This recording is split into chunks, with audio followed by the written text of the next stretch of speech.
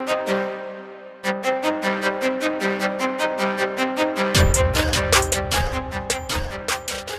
into the A-List podcast. I'm Kwani Lunis with Sherrod Blakely.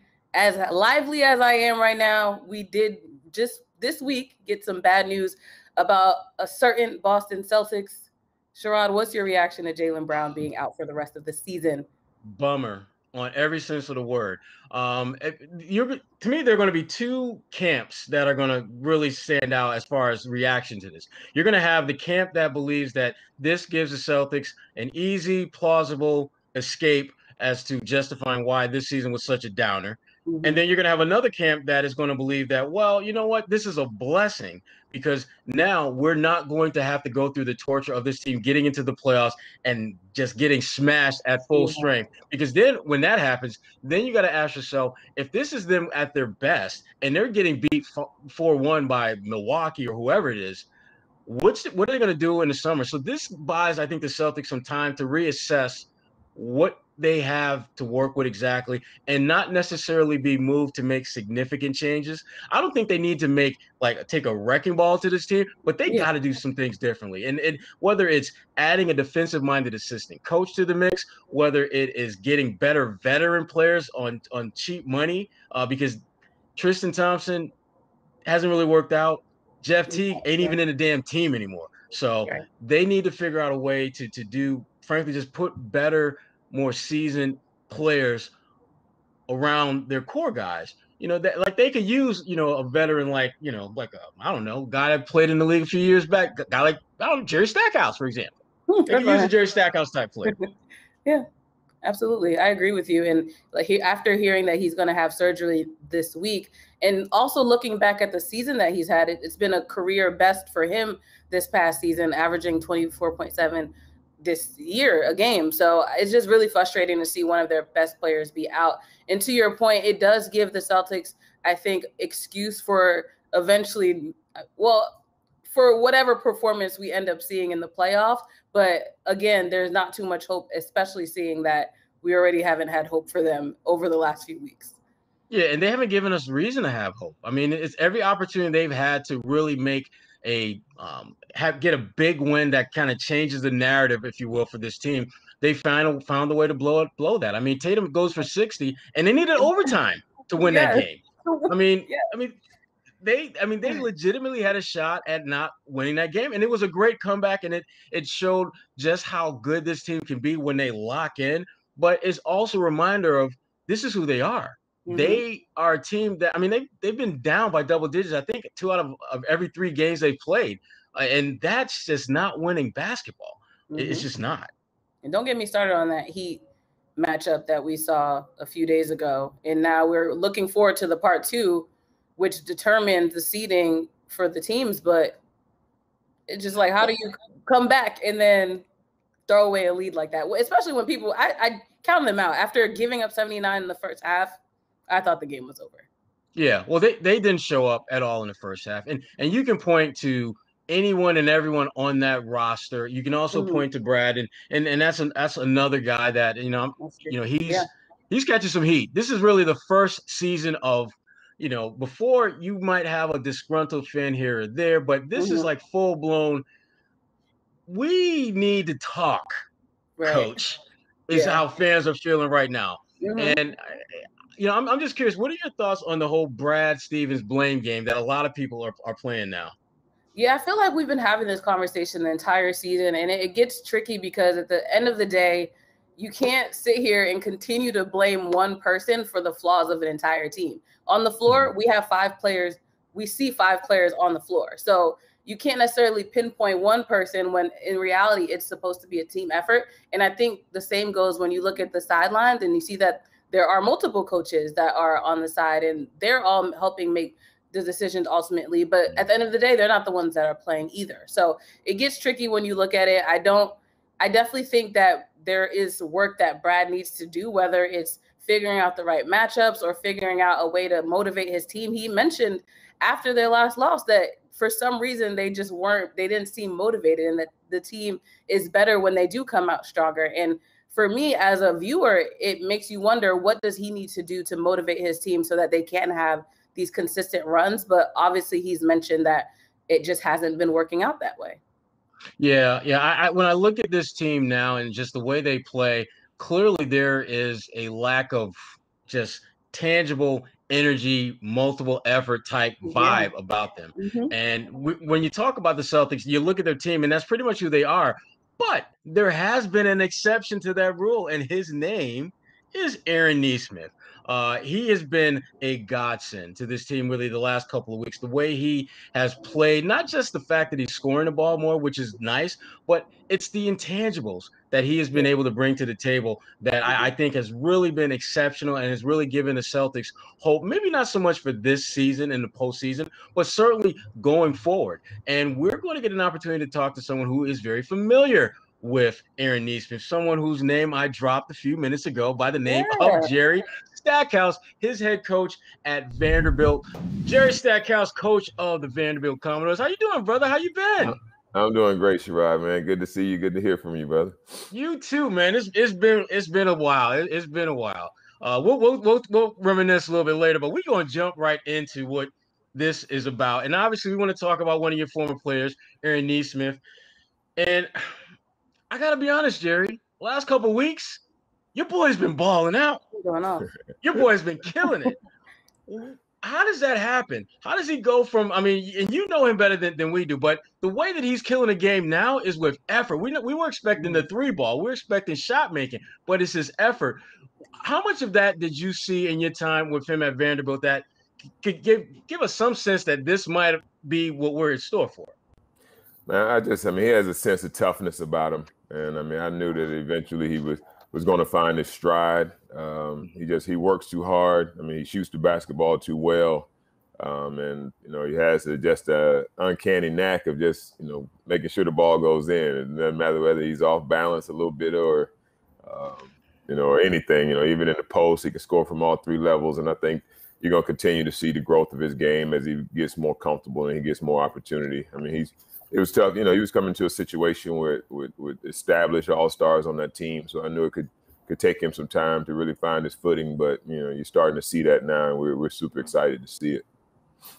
And despite the fact that the Celtics ended up losing that game to the Heat, that's one of the games where we really saw him go off every time Brad Stevens was able to put him in the game. How do you prepare your players for getting into the league and knowing that a lot of times they'll just have to be ready when they're called up, but they won't necessarily get the starting minutes that they probably want?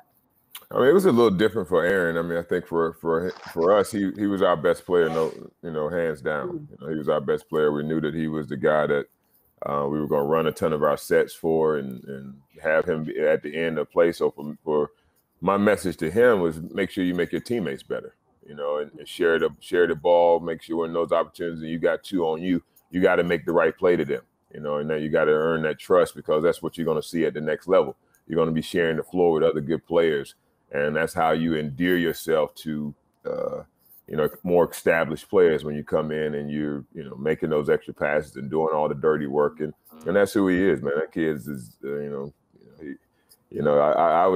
I would hate to fight him, and that's saying a lot. I just think you got that type of toughness and that type of no quit in him. Man, folks, y'all have no idea what that means. If there's anyone that you are not trying to get that smoke from in the NBA the last 25 years, it is Jerry Stackhouse, my fellow Scorpio. No doubt.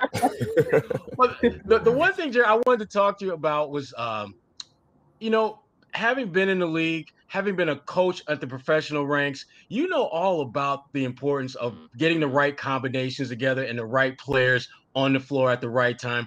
How much of a challenge is that for a young guy when you're used to, regardless of what the combinations are, you're going to be out there. And now all of a sudden, it's not there. You're playing here, you're playing there. As a coach, how challenging is it to find ways to get young guys into the mix that can help you, but they have to be in the right situation to help you?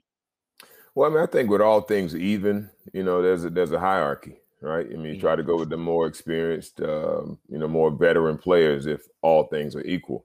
But if your younger players are coming out and they're starting to, take a step, forward, then, I kind of had that when I was at North Carolina. Coach Smith, he was always about that hierarchy and giving it to the seniors and making sure that they had an opportunity to to showcase their last season. But when it came down to the ACC tournament and the NCAA tournament, when it was win or go home, things changed a little bit. So I think, at the end of the day, it's about putting the best group out there that's going to help you win games, because we're in the business of winning games. And I think that's, ultimately that wins out. You can start out with a hierarchy, but at the end of the day, it's going to come down to who's producing.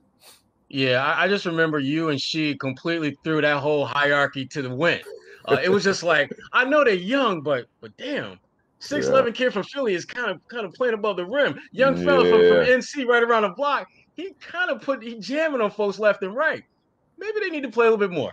A little bit more. And I think, coach was, eventually it came around, and we got our opportunity. But it's about being patient and respecting our seniors, respecting our older guys. And I think that's the same message that we try to, give to our guys, man. Just keep working. Things can change in the game of basketball. It's not always, how it starts doesn't necessarily means how it's going to end. And I think that's the key to starting and finishing games too. It doesn't matter necessarily who started. I mean, toward the end of my career, I became more like a sixth man, but I still finished the games. So it's more about who finishes as opposed to who starts.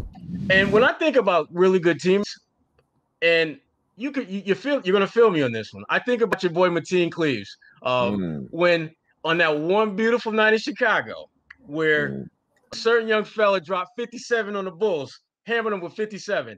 Now, Jason Tatum recently tied the Celtics record for most points scored in a single game with 60, and you did the same thing when you were in Detroit at the United Center. In fact, I think the 57 you dropped on them is still the most points scored in that building. Yeah. And we're talking about 20 years that you had that top spot. In MJ's building. Right. In MJ's building. Exactly. Another one of your brother Tar Heels. Yep. No doubt. Now, you know what it's like to have that type of game and then the after effects of that. You got more games to play. What is that like coming back from just a historical game like that? Did they come at you a little differently, guys, defensively? I mean, did you sense anything was different about the way folks came at you after that game? No, I mean, I just think it was like, I mean, you was talking about great teammates, man. If you watched the celebration after that game, after I had 57, you would think that Mateen Cleaves, scored 57. He was on my back. I seemed like I was supposed to be on his back, but I was carrying him into the locker room. But no, that's just when you got those type of guys pulling for you, man. It was a special night for me.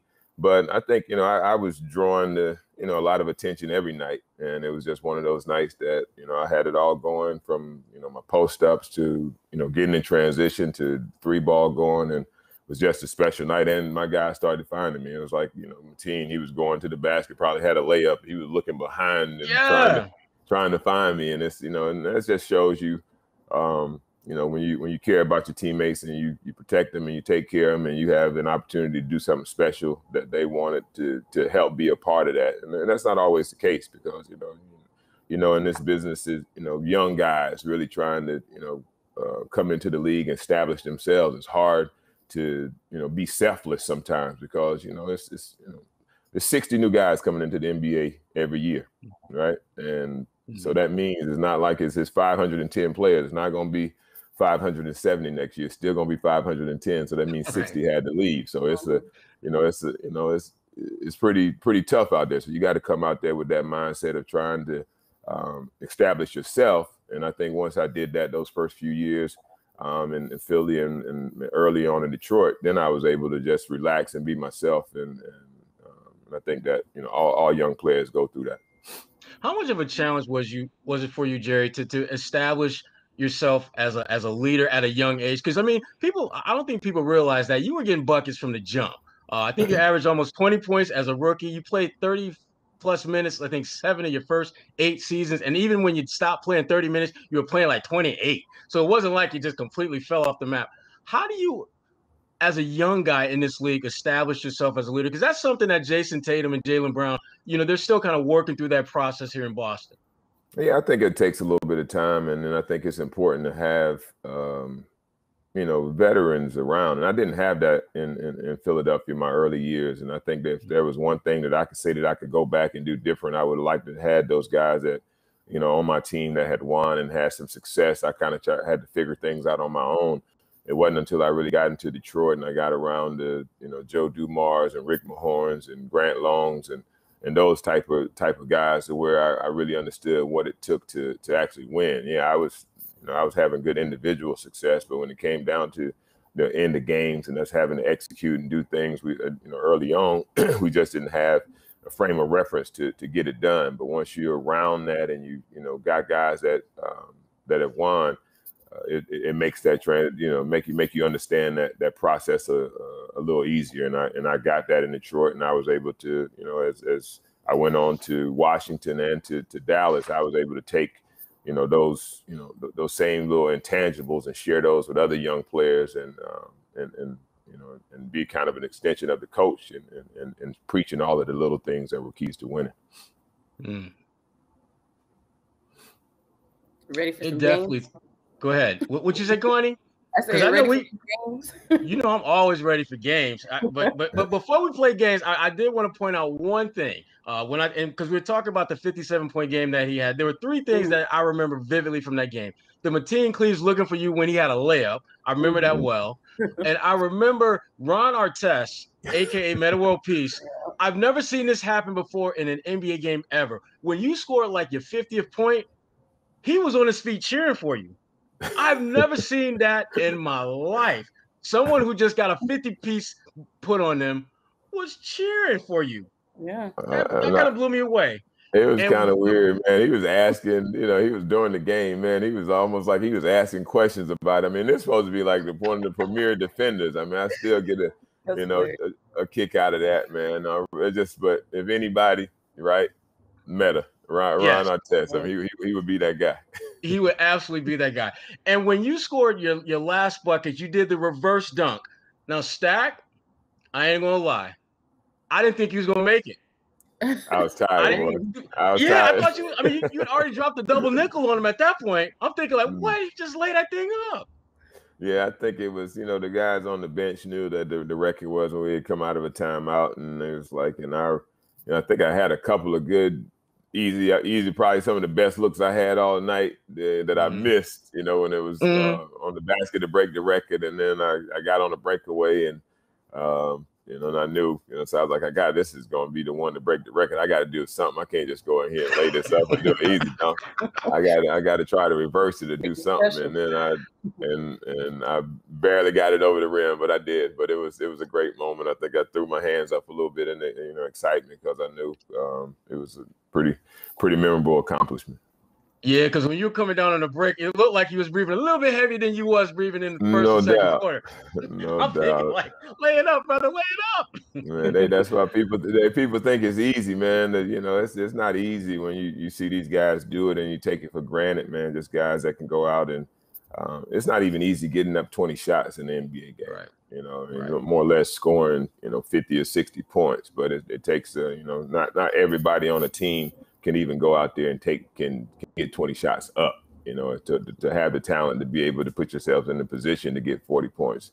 You have to appreciate that. I think guys that play the game, understand that. But I guess a lot of people who watch, who just, because they make it look so easy, they think it's all like, oh, what, I can go out there and do that. But no, it's a talent within itself just to go into a game and be able to get up shots. Absolutely. Let's play some games, Kwani. What you got? We have one game before we let you get out of here. It's called Fill in the Lane, and basically give you a question and you fill in the blank. So for our first one, in 5 years, Aaron Nesmith will be blank. In 5 years, Aaron Nesmith will be an all-star. Woo! 5 years. Put it in the books. Record, please. Right. And the second one, if you weren't coaching at Vanderbilt, what would you be doing? I'd probably be coaching in the NBA or coaching high school. I'll be somewhere close to the game, or probably trying to find me a 10-day somewhere. I'm going to be close to the game of basketball. Okay, so if you couldn't coach, let's take coaching out, because I feel like that was kind of cute. I don't know. I mean, I got so many different interests, but I mean, I probably, if if I had my dream, I would probably be some type of entertainer. I would be like an R&B artist or Christian, a gospel artist of some sort. That's probably what I'd be trying to do. Now Stack is being low key, but Stack used to be humming a couple tunes in the locker room back in the day. I kept a little something. See that? No, I know you're gonna put me on the spot. I got plenty of stuff on YouTube. Okay. Yes, we're gonna go look for it. We're gonna leave that alone. We're gonna leave it alone. But no, the thing that I've always appreciated about Stack is just that he's a competitor.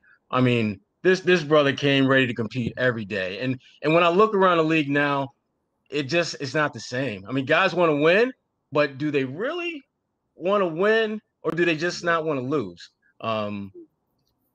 It's a little different, man. It's a little different. Kids are different now. I mean, they really get along, and what I'm saying, they grow up, and doing all the camps and everything, and they form like friendships and whatnot. I used to get mad at Mateen and all. I'm like, man, we don't do no whole lot of hobnobbing before the game with these guys. You want to go out with them after the game? So he was like, man, it was funny. He was telling Michael Curry, I think a year or so later, like, man, Stack had us mad at everybody. But nah, it's just we got to protect that little competitive edge, man, and that's what I was about. Just wanting to compete, not a whole lot of trash talking. I never was big on all of that. I mean, I felt like if you had a whole lot to say to me, then we can handle that some other way. Let's just play basketball and see how that ends up. Yeah, and more times than not, when that point was made, it was like, all right, let's just play basketball. Let's just hoop. We don't want that smoke. Let's just play basketball. No doubt. Jerry Stackhouse, head coach of the Vanderbilt Commodores. Thank you so much for your time, brother. This was great. I told Eric, I was going to make this happen. I was going to stay within that time. Yeah. You got big meetings down the road. No doubt, man. Great kid, great family, man. I just had to say it, man. I think that a lot of who Aaron is because of his parents, man. He had older parents. His dad made him do a lot of things. My dad, I mean, it was almost deja vu hearing some of the things, cutting trees and doing landscaping work and all those little odd jobs he did as a kid. Those things made us, realize that we don't want to do this the rest of our life. We better get this jumper right. And I think he took that to heart, and that's why he's who he is. But special kid, sweet kid, but tough competitor. Absolutely, and had an awesome coach at Vanderbilt. My man. Appreciate that, man. Two-time All-Star Jerry Stackhouse. Man, thank you so much for coming on the A-List podcast, and I'll be talking to you soon, my friend. No doubt. Jerry Stackhouse, my man. Ooh, man, I forgot that he's got some stories. So we definitely had to limit our time with him because he might be spilling too much tea. Right. He's just a really interesting guy, and I'm glad Aaron Nesmith is here. Great insight on Nesmith, particularly some of the things that he's done in the shot. What are some of the things jumped out of you about what Jerry had to say about Aaron? I mean, in 5 years, he's going to be an NBA All-Star, and like I mentioned in the last few games, we've seen him, the burst that we've been able to see him on the floor. I can definitely see that happening as long as he's able to get more playing time and really establish himself in the league.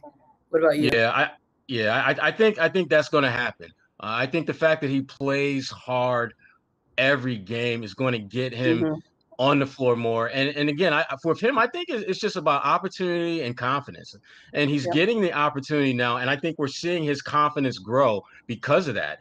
He's a much better looking shooter now than we saw earlier in the season. And a lot of that has to do with the fact that I think there's less pressure on him when he's out there now. And that's one of the, to me, that's one of the yin yang dynamics of young players. It's like you want to give them more time if they play well, but they've got to get time in order to do just that. So he's figured out how to really increase his, the trust that Brad Stevens has in him. And to me, the byproduct of that is really good play from a guy that I think going forward is going to be part of that circle of trust that Brad has with his players when we're talking about Tatum and Brown specifically. So enjoyed our time with my good friend Jerry Stackhouse, fellow Scorpio. Didn't we? And there's so much stuff we didn't talk about. We didn't talk about the 10-cent wings that he introduced me to down in Durham. I didn't even get a chance to thank you for that. He did. That was my guy. He's a good dude. He's a really good dude. What did he do? He introduced you to something? There's some 10-cent wings at a spot down in North Carolina. Oh, nice. And Look, man, I'm all about the food thing, as you You know, had me at you know. and I don't have to tell you that because y'all don't know how much Kwani loves when food. we start doing the podcast in person, we got to start doing that at restaurants. You know what? We're gonna talk about that offline because I got an idea. And I think it's gonna work. It's gonna be food for thought and food for our bellies. Put it that way. Ooh, I like that's that. what I'm talking about. Speaking of sharing, Kwani, what you got coming up that you're gonna be sharing with the peoples? Yeah, so on NBC10Boston.com/10 questions, you can check out my first API Heritage Month interview with Tram Nguyen. She is a representative. See, there we go. Stop Asian hate. I love it. And she's a representative here out of Massachusetts, actually the first Vietnamese American woman to be elected into office in Massachusetts. So that was a really interesting conversation. Next up, we have a good friend of the A-List podcast, Abby Chin. She'll be talking to us about her career, her life as well. So stay tuned for that one as well. But the rest of the month is dedicated to AAPI Heritage Month. So definitely tap into that. What about you, Sherrod? Nice. I'll be weekend wrapping up some just what the Celtics are doing for Boston Sports Journal. For Bleacher Report, kind of did a little bit something different this week, and actually it should be out today or tomorrow at the latest. I think it might be out today. Looked and talked with some different executives about who I think is going to be Rookie of the Year, Anthony Edwards of the Minnesota Timber Pups. And for those who are not quite familiar with him, he's the guy that had the Dunk of the Year. You really said Timber Pups, though. Pups. They're because they're pups. They're not wolves. I know, but it's hilarious. They've been the Timber Pups for way too long. I've been calling them that for years. Basically, ever since Kevin Garnett left, they became the Timber Pups, and they've never quite grown up since then. Yeah. So I've got that coming for Bleacher Report, and I mentioned what I have for Boston Sports Journal, and obviously, this content here with Jerry Stackhouse, which was really good. I like you, Kwani. I kind of wish we had a little more time with him. We need an encore. But we may just have him back at some point down the road. Before Nesmith is an all-star. It will not be within 5 years. It will be before that. We will have him back before that for sure. But yeah, so that's what we got coming. And this was a good one, Kwani. It was a great episode. I feel good about this podcast. Yeah, I mean, this brings Celtics fans a lot more to look forward to than the season itself. So hopefully we've been keeping people entertained. Absolutely. And Stackhouse is a truth teller now. That he doesn't, as most people who ever play with him know, he is not one to just give you compliments just because he like you. He'll smash on teammates in a minute if they deserve it. He's about that straight no chaser truth. So I'm confident in Nesmith. If he's confident in Nesmith, he's going to be an all-star. So bright future ahead for the young kid. Absolutely. Another great podcast in the books for Kwani A. Lunis, Sherrod Blakely, the A-List podcast, and we are out.